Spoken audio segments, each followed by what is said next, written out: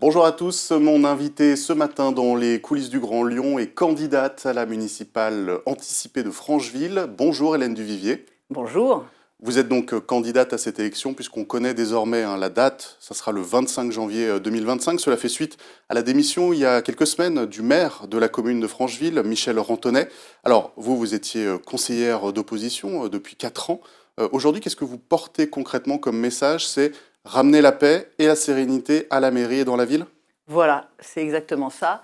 Moi, je suis la tête de liste du groupe Francheville Respire, qui est un groupe ancien à Francheville, pour les élections qui sont fixées. Alors, je me permets de rectifier, c'est le 26, mais bon, le 25, c'est un samedi. Donc, c'est le dimanche 26 janvier pour le premier tour. Et donc, le groupe Francheville Respire avait décidé, déjà en début d'année, alors qu'on ne savait pas qu'il allait y avoir des élections, de me désigner comme tête de liste de ce groupe. Donc nous avions commencé à mettre en place un modèle participatif, coopératif, qui nous correspond bien. Et puis effectivement, le calendrier est un petit peu accéléré suite à cette démission. Alors on va évoquer forcément l'avenir, mais tournons-nous vers le passé à un moment, puisque Michel Rantonnet a démissionné après des mois à être isolé au sein de sa propre majorité. Quel bilan vous faites de ces 4 années qui ont été un peu compliquées pour lui?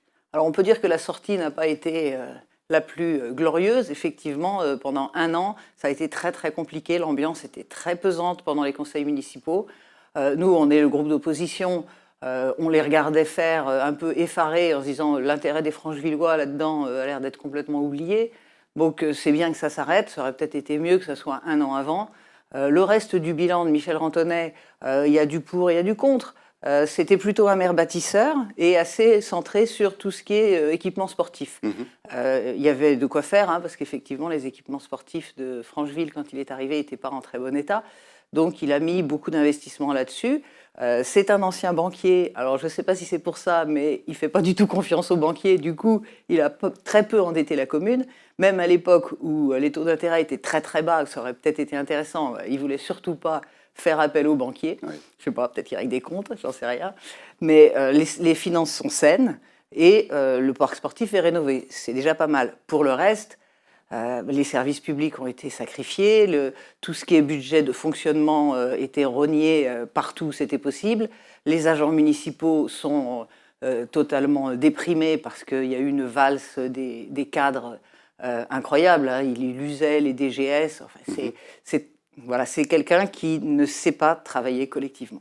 Il est resté assez secret sur la suite à donner. Il n'a pas dit concrètement s'il serait candidat ou pas encore. Vous, avec le casque bleu que vous avez revêtu pour cette municipale anticipée, vous lui dites clairement il faut passer à autre chose pour le bien de la commune? Je ne vais pas l'encourager à se présenter. C'est sûr qu'on ne peut pas fonctionner de cette façon au XXIe siècle. Le maire ne peut pas tout décider, donc bien sûr qu'il faut tourner la page de Michel Rantonnet. Je ne sais pas ce qu'il va faire.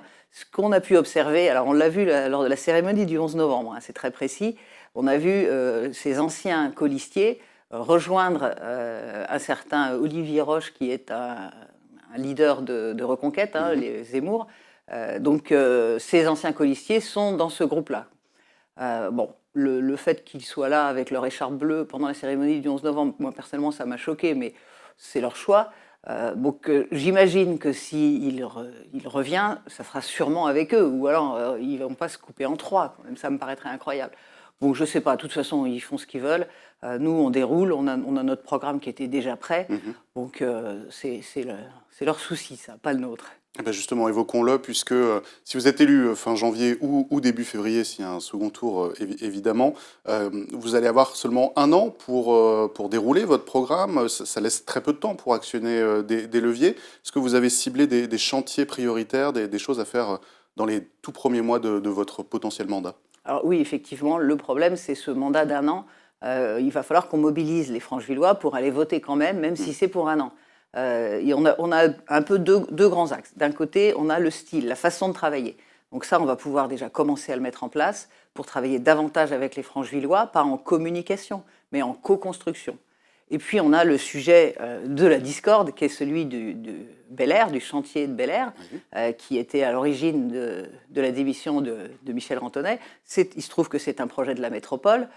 On avait commencé, même avant cette démission, à mettre en place un travail collectif avec la métropole et tous les groupes de Francheville. C'était à mon initiative, ça. Et on était prêt à organiser même une discussion avec EFAGE pour qu'on puisse voter quelque chose le 5 décembre. Donc ce projet, il n'était absolument pas mort, contrairement à ce que prétend Michel Rantonnet. Si on peut simplement rappeler ce que c'était Bel Air, c'est un Alors, projet Bel Air, d'école. oui, c'est un projet d'école, mais qui est sous-jacent à un projet immobilier important.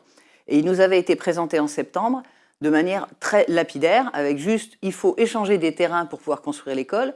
Et ça, on ne le savait pas avant, notamment un terrain sur lequel il y a une salle municipale, une crèche. Enfin, on avait l'impression qu'on nous demandait de brader les bijoux de famille et de décider ça en quelques instants, sans avoir rien sur le projet. On ne savait pas du tout quelle était la teneur du projet immobilier, ni du projet d'école d'ailleurs. Donc vous, élu, avec la métropole, ça peut se débloquer assez rapidement.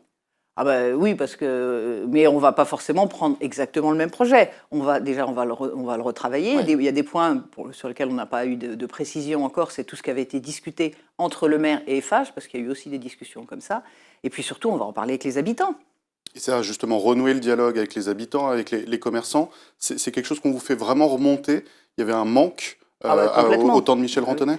Je peux vous donner une anecdote. Ouais. Pour les élections législatives, j'étais au même bureau que lui. Et il y a plusieurs personnes qui, venant voter, lui ont dit « Ah, monsieur Rantonnet, je vous avais demandé rendez-vous. Monsieur Rantonnet, on ne vous voit pas. » Et il répondait « Voyez avec mes adjoints. » Enfin, il les envoyait promener. J'étais très choquée, moi, parce que le jour des élections, on a quand même un minimum de posture. Et non, ce n'est pas quelqu'un qui aimait rencontrer les Franchevillois. Il y a un dossier justement qui inquiète les habitants de Francheville, mais aussi de l'Ouest lyonnais, c'est ce projet de chaufferie au bois qui verrait le jour sur la commune de Sainte-Foy-les-Lyons. Il y a eu une réunion publique, c'était la semaine dernière, qui a fait le plein, et c'était à Francheville. L'ancien maire, lui, était contre le projet. Vous, quelle est votre position? Est-ce que vous êtes aux côtés de la métropole de Lyon dans laquelle vous siégez? Alors, je suis pour les réseaux de chaleur, que ça soit très clair. Oui, parce que c'est pour alimenter le réseau de chaleur urbain. Les réseaux de chaleur, c'est quelque chose de vertueux. Ça permet de réduire les émissions de CO2 et de réduire la facture pour les utilisateurs. Je n'étais pas à cette réunion du 14 novembre pour une raison très simple, c'est comme elle est organisée par la métropole et que je suis candidate à la ville, je ne voulais pas qu'on puisse m'accuser d'utiliser les moyens de la métropole pour ma campagne personnelle. Voilà. C'est pour ça que j'y suis pas allée. Mais je sais quand même ce qui s'est passé. Effectivement, il y a eu une énorme mobilisation du côté de Sainte-Foy, avec essentiellement des riverains. Alors je comprends très bien, quand on est riverain d'un projet comme cela, je comprends très bien qu'on se mobilise. Mais il faudrait quand même qu'on entende aussi les utilisateurs. Donc que nous, notre position, c'est le projet de chauffage urbain, oui. La chaufferie, est-ce qu'il faut qu'elle soit au bois? C'est pas encore défini, on n'est pas certain que ça sera au bois, puisqu'il va y avoir des études sur la géothermie. Ouais. Est-ce qu'il faut qu'elle soit là? Tout ça doit se discuter encore. Mais c'est pas un projet simpliste et c'est trop facile d'agiter les chiffons en disant pas chez moi. C'est la méthode de notre maire. Et vous savez que ça risque d'être un des sujets de la municipale, qu'on risque de vous le reprocher parce que vous appartenez à la majorité écologiste. Ça vous désole que ça puisse être un sujet alors que c'est même pas sur la commune concernée? Si, c'est normal que ça soit un sujet, puisqu'il y a des riverains concernés, mais ça devrait aussi être un sujet pour les utilisateurs concernés, pour les habitants des copropriétés qui pourraient ainsi voir leur facture de chauffage réduite de peut-être 400, 500 euros par an. C'est un vrai sujet, ça. Et est-ce que vous avez conscience de la pression qu'il peut y avoir sur vos épaules, puisque vous allez donner le coup d'envoi un peu des municipales 2026 avec un an d'avance, et on le sait que les écologistes ont de grandes ambitions pour cette ceinture à l'ouest lyonnais, ça part de Francheville, ça peut concerner Oulin-Pierre-Bénite, on peut remonter jusqu'à Saint-Genis-Laval. Est-ce que si vous montrez l'exemple, est-ce que c'est quelque chose qui est important pour vous et pour votre majorité? Est-ce qu'on vous fait comprendre que si vous gagnez, c'est quand même, ça peut donner l'élan? Alors, on ne me met pas trop de pression. Déjà, notre liste, c'est Francheville Respire, et ce n'est pas une liste écologiste. Ça va bien au-delà. La plupart des personnes qui nous ont rejoints n'ont pas d'appartenance politique. Certes, c'est quand même plus une liste de gauche, il ne faut pas non plus se mentir, mais on a des personnes qui ne sont pas politisées et qui n'ont pas du tout envie d'avoir une étiquette ni gauche ni écologiste. Donc, on ne va pas se mettre plus de pression que ça. Chaque dossier, chaque ville a son fonctionnement propre. Francheville a longtemps été gérée par un maire qui, à une époque, était de gauche. Tout ça est tout à fait... et ça se passait très bien, donc il n'y a pas de raison. On ne va pas en faire un emblème non plus. Oui, mais vous feriez partie de la majorité écologiste, tout de même. Vous travailleriez À la avec métropole Bruno Bernard, Ah bah bien en sûr. tant que maire de Francheville. Oui, oui, oui. Bah, de toute façon, je reste élue à la métropole de Lyon. Donc bien sûr, bah, justement, c'est aussi ça qui est intéressant. J'ai vu comment certains maires arrivaient à travailler bien avec la métropole, pas forcément du même bord politique, hein. D'ailleurs, c'est une question aussi de posture et de conviction. Et donc quand c'est l'intérêt des habitants, c'est quand même mieux de travailler collectivement. Et ça, bien sûr, enfin, en plus, moi, c'est dans mes gènes, hein. J'ai beaucoup travaillé, j'ai été manager pendant très longtemps d'une équipe assez importante. Je ne sais pas faire autrement que déléguer, que travailler collectivement. Pour moi, ça sera assez naturel. Merci Hélène Duvivier. L'actualité continue sur lyonmac.com et on se retrouve demain avec un nouvel invité.